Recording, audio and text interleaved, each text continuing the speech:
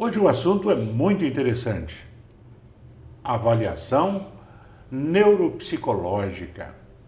E estamos aqui com um velho amigo e companheiro do programa, Tomás Lemes Sacchetti. Exato. Perfeito? Muito prazer em tê-lo de volta. Prazer é todo meu estar aqui. E você vai voltar sempre porque as pessoas sentiram utilidade nas suas entrevistas. E o que é útil para o programa. Tá Que certo? maravilha. E falando da avaliação neuropsicológica, fala um pouco de você, quem é você, para que as pessoas lembrem de você. Meu nome é Tomás Lemes Sacchetti, como o Mário já me apresentou. Sou formado em psicologia, também uma das especialidades é a neuropsicologia, que eu atuo já desde 2018, né? Desde 2000 atuando, 23 anos já formado como psicólogo clínico na abordagem cognitiva comportamental, e hoje viemos falar aqui sobre avaliação neuropsicológica, né, Mário? Então, bonita palavra, né? Mas o que é isso exatamente? E vamos falar um pouco da história e dessas dificuldades, porque uma avaliação neuropsicológica não é para amador, não. Pois bem, a avaliação neuropsicológica, esse conceito começou a ser traçado lá na segunda década do século XX, né? 100 anos atrás, com os primeiros trabalhos do Luria, né? Um russo, Alexander Luria, um russo fantástico, trabalhou com Vygotsky também por um período, que é um grande influenciador da educação, já foi um Vygotsky, assim como outros, né, pesquisadores. E o Luria trouxe esses primeiros entendimentos, né, sobre o exame neuropsicológico. A investigação clínica de processos comportamentais através da avaliação controlada, né, de específicos ou gerais feixes neuronais, né, onde estão essa circuitaria neuronal, né, cérebro, e que alterações pode ter, e a partir dessa dúvida, que avaliações podemos fazer em questão de cognição, comportamento e, em menor medida, ou dependendo do tipo da avaliação, na mesma medida, do aspecto emocional também do paciente. Essas avaliações, elas são baseadas em comportamentos, não é isso? Basicamente sim, tentando controlar essas variáveis, né, no escritório. Um comportamento que não é muito aceitável pela sociedade, é nele que vai se estudar, não é isso? Pode-se pensar nesse comportamento inadequado, não aceitável, antissocial, mas também há uma importância da questão da alteração cognitiva, né? A busca por esclarecimentos para diagnósticos. Sim. Muito importante, a avaliação neuropsicológica não fecha diagnóstico, ela é um instrumento. Sim. Que o médico, neurologista, geriatra, psiquiatra pode solicitar para outras avaliações, exames clínicos desse mesmo profissional, com outros testes e tal. Ele então tem também a avaliação neuropsicológica para formar, né, todo o estofo de conhecimento para poder, então, ele fechar o diagnóstico. Sim. E avaliação cognitiva, comportamental cognitiva, em menor medida ou às vezes na mesma medida, grau, a emoção, a questão emocional do paciente. Cognitivo, memória, inteligência, linguagem, orientação tempo espacial, raciocínio, né, atenção, enfim, funções executivas, faladas muito nos últimos 15 anos, 20 anos, né? Já conhecida há muito tempo, mas começou a se falar mais, né, das funções executivas, que principalmente de lobo frontal, córtex pré-frontal, né, dessa tríade controle inibitório, flexibilidade cognitiva e memória operacional. Controle inibitório, a capacidade de se inibir, a capacidade de ter um freio interno, algo que fale para você para, que a partir daqui é perigoso, é errado, é inadequado, né? Então tem a ver com isso que você mencionou, comportamentos que não são aceitos pela sociedade muitas vezes tem uma questão de um feixe neuronal de lobo frontal que afeta controle inibitório do paciente. E aí ele não tem filtro. E aí muitas vezes ele não tem filtro. Vemos isso, por exemplo, em alguns comportamentos de idosos com demência frontotemporal, né? Que vai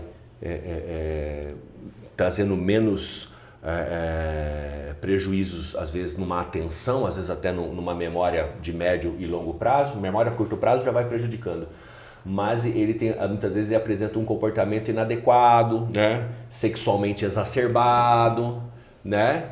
É um tipo de demência que tem essas alterações comportamentais. Interessante.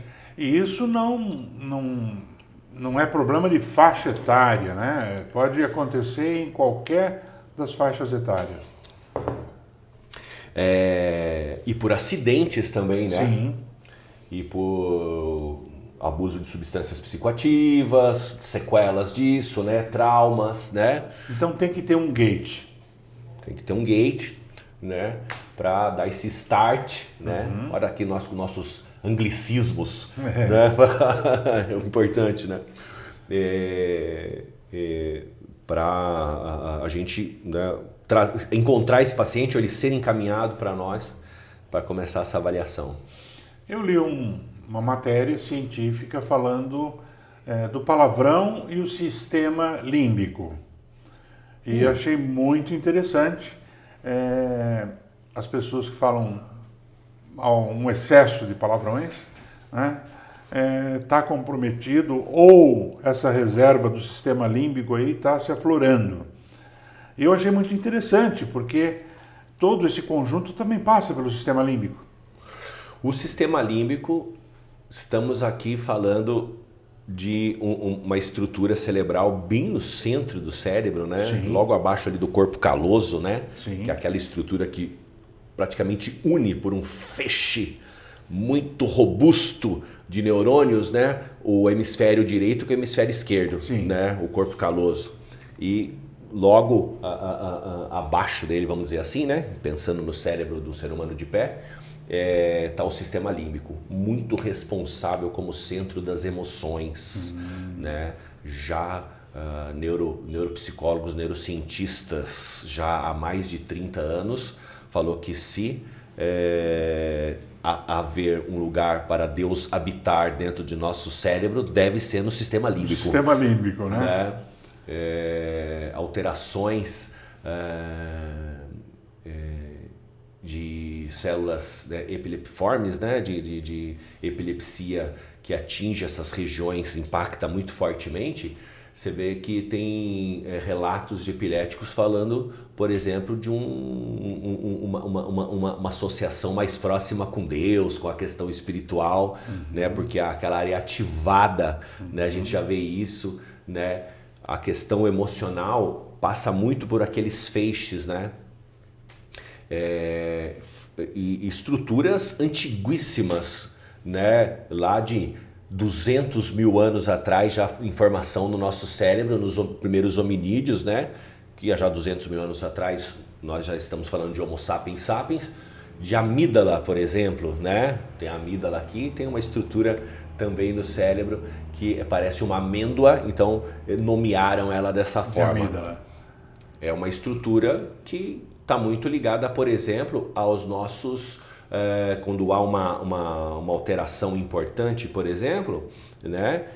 Ou o ambiente nós identificamos como ameaçador, muitas vezes o cérebro já interrompe aqui a função do córtex pré-frontal, que é um espaço mais novo, né? E já liga lá no sistema límbico, a amígdala também, que é o nosso principal mecanismo de defesa mais primitivo. Ele aciona lá e é o seguinte, é lutar ou fugir. Ele aciona isso. É o sistema mais primitivo. É um dos sistemas mais primitivos, né? Então, essa parte de alterações do sistema límbico pode dar muita coisa, mas a questão de não ter filtro para falar palavrão, eu ainda acho que a gente pode pensar bastante na via órbito-frontal, né?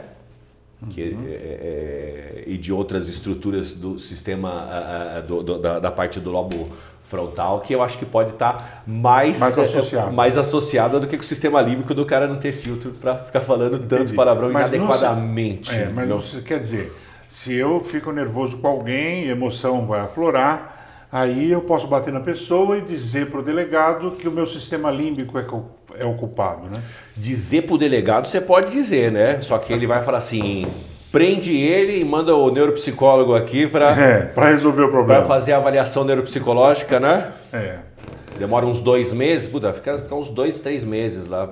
Fica guardado trabalhando o sistema límbico. Né? E para fazer a avaliação, né? Dizer você pode dizer, né? Olha, maravilha. Foi altamente produtiva essa aula que você deu aqui para nós. As pessoas do outro lado gostam quando você fala, porque você fala cientificamente e da mesma forma você coloca isso de uma forma bem suave, né? E eu espero ter sido um bom interlocutor na nossa conversa. E é o seguinte, você que está aí, está sentindo algumas dificuldades, procure uma ajuda. Não é vergonha não, procurar uma ajuda é sempre positiva,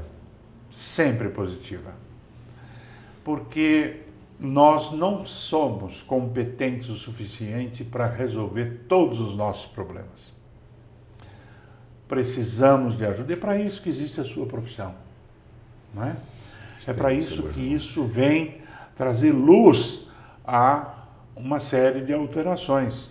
E isso, como diz o Tomás, pode ser por um acidente, pode ser por uma angústia, pode ser por tanta coisa. Você tendo saúde mental, a sua saúde física vai ser muito melhor. Concorda? Plenamente, em gênero, número e grau. Isso é muito bom. Nessa miscigenação louca de pensamentos, emoções, sistemas, todas elas precisam ser bem analisadas e precisam ser bem trabalhadas para que a pessoa viva chamando de normal, tá certo? Me diga. Só para dar um arremate, muito cuidado com o normal. Muito cuidado. Prefiro utilizar a palavra comum, aquilo que é comum. Sim. Não caindo no senso comum. Não caindo no senso comum, exatamente. Um arremate para dizer de avaliação neuropsicológica não é só testes neuropsicológicos. Cuidado com ou você que se interessa por essa área, pensar num comportamento meio de testólogo. Né? Nem existe essa palavra, inventei agora. Há um background, né, muito amplo do neuropsicólogo, né, para propor essa avaliação, né? Existe a questão psiquiátrica, neuroanatômica, neurofisiológica, neuroquímica, o conhecimento da questão psicológica, então entrevista, muitas vezes entrevista com a família, escolher baterias de testes adequadas para aquele paciente, para aquele caso, para aquela solicitação de avaliação, aplicar os testes e a questão do tempo é uma avaliação que demora entre 2 a 3 meses para ser realizada. É possível fazer em 2 semanas? Mas precisa ser uma clínica muito bem estruturada e muito possivelmente que faça só isso, né? Com mais de um profissional para, né? Mas mesmo assim cuidado, né? Porque é uma avaliação neuropsicológica. Você delimitar comportamentos, habilidades cognitivas e memória de inteligência, de atenção, questão emocional, você fazer uma avaliação de personalidade só com base num questionário, muito cuidado. É o grande questionário que aparece nas redes sociais e a pessoa começa a preencher e dá o seu próprio diagnóstico. Como antigamente era na revista Contigo, também tinha, né? Exatamente, você lembrou bem. E assim por diante, eu sou isso ou aquilo, tenho esses traços de personalidade, muito cuidado, né? E profissionais habilitados para isso, e uma demanda cada vez maior. E sempre a questão de estar se renovando, né? Nós temos o SATEPSI desde 2003, que é um órgão da psicologia que faz uma aferição da competência dos testes e de tempos em tempos manda um edital dizendo que teste que está favorável ou não. Então tem uma série de questões, normas, questões legais muito importantes. Poderíamos fazer uns 10 programas desse, a gente não ia ainda terminar o assunto da avaliação neuropsicológica. Ou seja, procure um profissional. Procure um profissional. Como sempre, você sabe que eu dou um presentinho. Ah, que maravilha. Esse CD do Fox Alema, da Fox Alema, é excepcional. Rock, metal, o rock de verdade, lírico, com uma voz excepcional. É de Bragança Paulista, você vai gostar. É uma trans que é excepcional qualidade. A caneca já é sua, tá certo? Vai aumentando a sua coleção e toda vez que você voltar, você ganha a caneca. Perfeito? Muito obrigado. E também o café, que você já ganhou na outra entrevista. Maravilhoso o café. Um café maravilhoso, Campo Belo do Biriçá. É para você. Muito obrigado. E lembrando, se você for fazer suas compras semanais, vai lá no Supermercado Mendonça que você vai ver que espetáculo. Qualidade a toda prova. Eu sou cliente satisfeito. Mendonça faz parte da nossa vida. E não esqueça de buscar o seu pãozinho na 9 de julho, que é excepcional. Até o próximo programa.